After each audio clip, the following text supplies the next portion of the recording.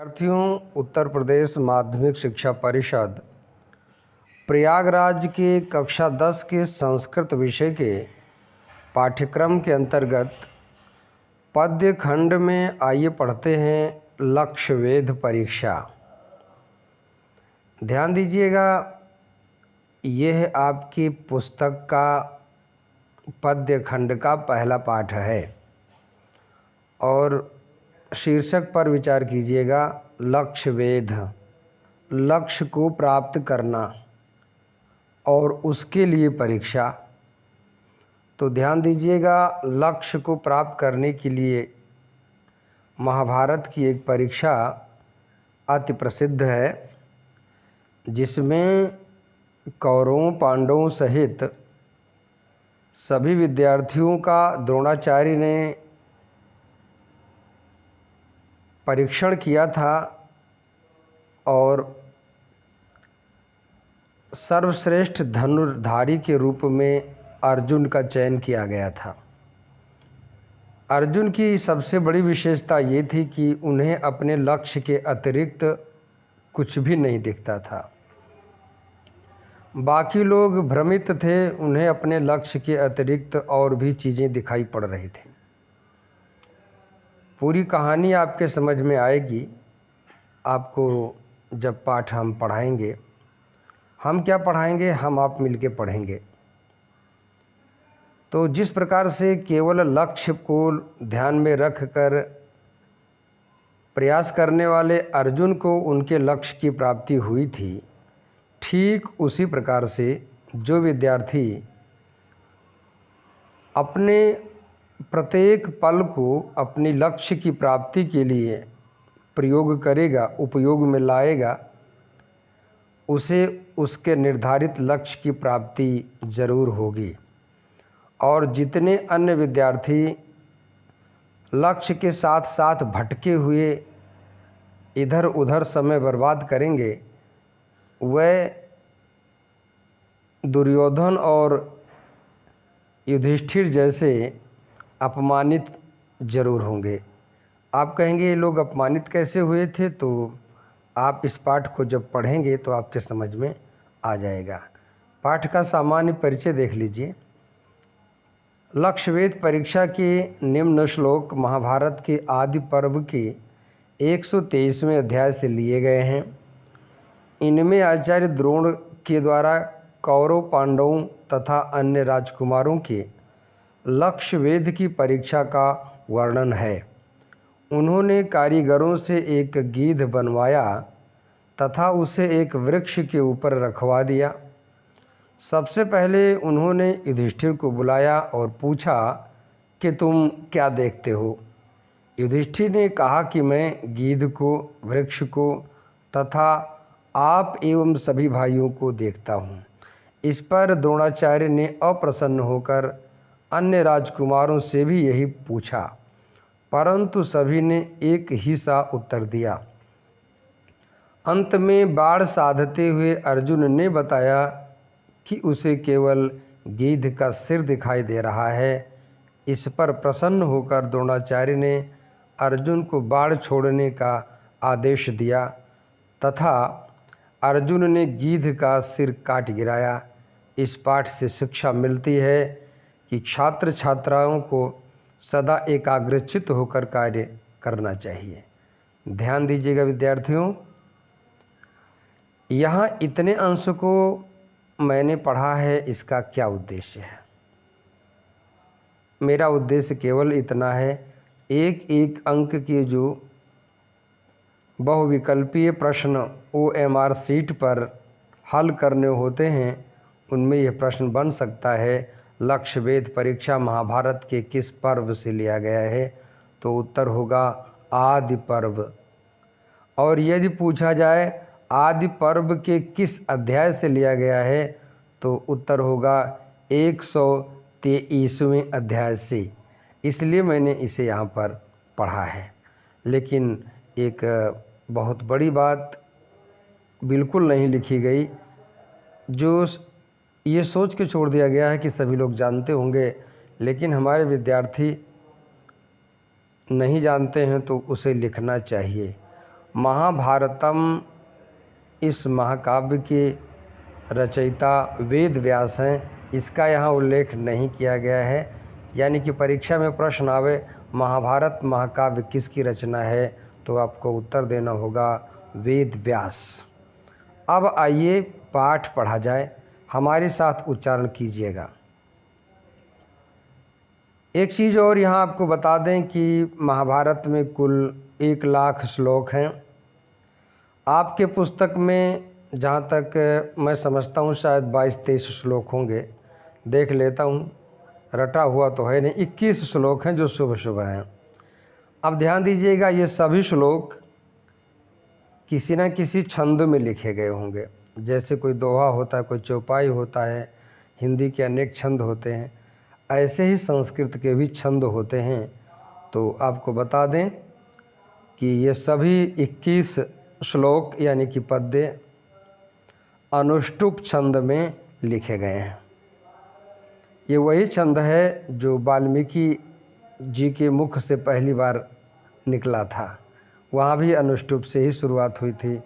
और ये 21 जो पद्य हैं अनुष्टुप छंद में हैं, जिसे श्लोक भी कहा जाता है। श्लोक जिसे आम भाषा में लोग श्लोक कहते हैं, सही है श्लोक। आधा ताला विषा लापरों की मात्रा और का श्लोक। आइए पढ़ा जाए। तांस्तु सर्वान् समानीय सर्वविद्यास्त्र शिक्षितान् द्रोण प्रहरण ज्ञाने जिज्ञासुः पुरुषर्षभ। कृत्रिम भासम आरोप्य वृक्षाग्रे शिल्पभिः कृतम् अविज्ञातं कुमाराणां लक्ष्यभूतम् उपादिशत। विद्यार्थियों, इतने को पहले जान लेंगे तब हम आगे बढ़ेंगे, क्योंकि इन दो पद्यों की विशेषता ये है कि दोनों को जोड़ करके ही अर्थ बताया जा सकता है। एक के बताने पर अर्थ यानी कि अनुवाद अधूरा रहता है। इसलिए शब्दार्थ पर चल रहे हैं। तान उन राजकुमारों को, तू और, वैसे तू माने होता है परंतु, लेकिन ये महाभारत के आदि पर्व के उस अध्याय के ठीक तुरंत बाद वाला पद्य है जहाँ से कहानी शुरू हुई थी। इसलिए ये तू जो लिखा गया है इसका अर्थ है और, हम अनुवाद करते समय इसका अर्थ नहीं लेंगे। सर्वान सभी, अब समझिएगा, तान और सर्वान इन दोनों को एक साथ जोड़ के अर्थ निकाला जाएगा। सर्वान तान का विशेषण है, अभी आप कम समझ पाएंगे विशेषण विशेष इत्यादि। तो तान उन, तू और सर्वान सभी, समानीय बुलाकर, सर्व विद्या सभी विद्याओं, अस्त्र और अस्त्र विद्या, शिक्षितान सीखे हुए। गुरुजी ने काफ़ी दिन तक पढ़ाया था, पढ़ लिए थे लोग, आज प्रैक्टिकल की बारी थी। द्रोणः आचार्य द्रोण प्रहरण ज्ञाने, बाण चलाने के ज्ञान के विषय में, जिज्ञासु जिज्ञासा रखने वाले, पुरुषर्षभः पुरुषों में श्रेष्ठ, यह आचार्य द्रोण का विशेषण है। परीक्षा में पूछा जा सकता है पुरुषर्षभ किसे कहा गया है, तो उत्तर देंगे आचार्य द्रोण। कृत्रिम बनावटी, मतलब जिसको हम किसी कारीगर से बनवाते हैं, जैसे लकड़ी का बनवाएंगे तो बढ़ई से बनवाएंगे। भासम, गीध को गिद्ध नहीं लिखना है, गीध लिखना है, ऊपर देख लीजिएगा।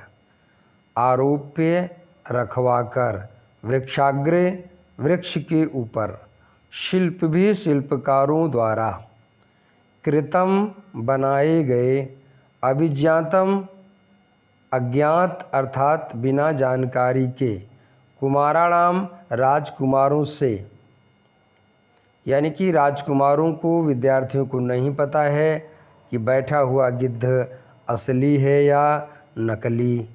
लक्ष्य भूतम, यही तुम्हारा लक्ष्य स्वरूप है, अर्थात लक्ष्य के रूप में उपादेशत बताया समझाया। अब विद्यार्थियों व्याकरण के तत्वों को देख लेते हैं। तान धन तु विसर्ग संधि की गई है। सम धन आनीय, यहाँ पर कोई विशेष संधि नहीं है लेकिन परीक्षा के लिए महत्वपूर्ण है। यहाँ पर ल्यप प्रत्यय लगा हुआ है, प्रत्यय पूछ सकता है। सर्व धन विद्या धन अस्त्र धन शिक्षितान, यहाँ पर विद्या और अस्त्र में दीर्घ स्वर संधि की गई है। प्रहरण ज्ञाने, प्रहार के ज्ञान में, बाण चलाने के ज्ञान में।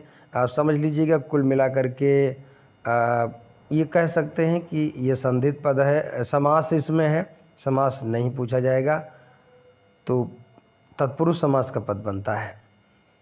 जिज्ञासु, जिज्ञासा रखने वाले को जिज्ञासु कहा जाता है। और पुरुष धन ऋषभ दोनों को जोड़ा गया है। पुरुषेषु ऋषभ तत्पुरुष समास बनता है। और संधि आप समझिएगा गुण संधि लगी है, पुरुष धन ऋषभ, आद गुणा का प्रयोग किया गया है। भाषम धन आरोप्य, यहाँ पर भी ल्यप प्रत्यय लगाया गया है, कोई विशेष संधि नहीं। वृक्ष धन अग्रे, दीर्घ स्वर संधि है।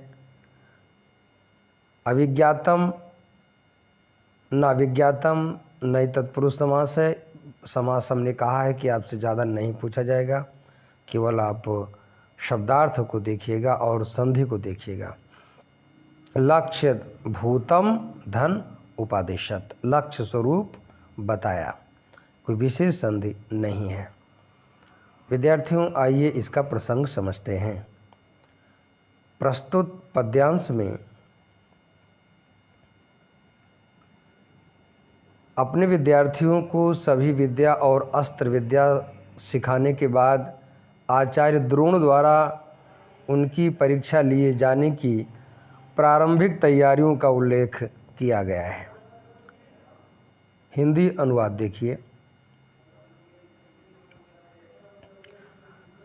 पुरुषों में श्रेष्ठ आचार्य द्रोण बाण चलाने के विषय में जिज्ञासा रखते हुए सभी प्रकार की विद्या और अस्त्र विद्या सीखे हुए उन सभी राजकुमारों को बुलाकर, विद्यार्थियों इतना अर्थ है पहले पद्य का, बुलाकर। अब दूसरे पद्य के अर्थ को हम जोड़ते हैं। राजकुमारों को बिना बताए बनावटी गिद्ध को शिल्पकारों से बनवाकर वृक्ष की डाल पर रख कर, यानी कि रखवा कर, यही तुम्हारा लक्ष्य है, इस प्रकार उपदेश दिया। केवल हिंदी अर्थ एक बार देखिएगा।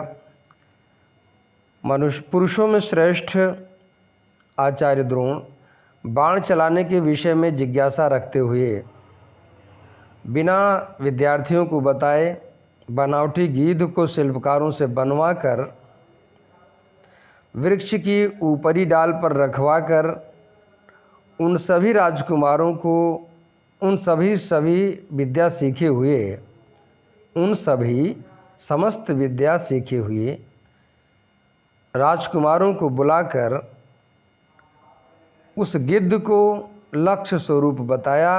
अर्थात ये कहा कि वो गिद्ध बैठा हुआ है, आपको इसी को लक्ष्य बनाना है, इसका सिर अपने बाण से काटना है।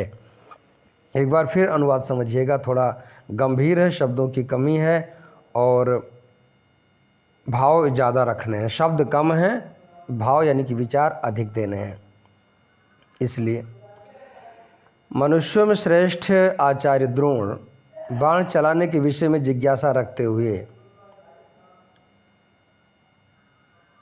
बिना विद्यार्थियों को बताए, अर्थात बिना राजकुमारों को बताए, बनावटी गिद्ध को वृक्ष की डाल पर शिल्पकारों से बनवाकर रखवा करके उन सभी पढ़े हुए विद्यार्थियों को, अर्थात सभी विद्या को सीखे हुए, सभी शस्त्र विद्या सीखे हुए विद्यार्थियों को बुलाकर उस गिद्ध को लक्ष्य स्वरूप बताया।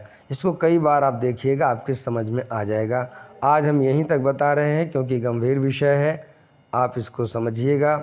आगे एकदम सरल है, आगे शब्दों की कमी नहीं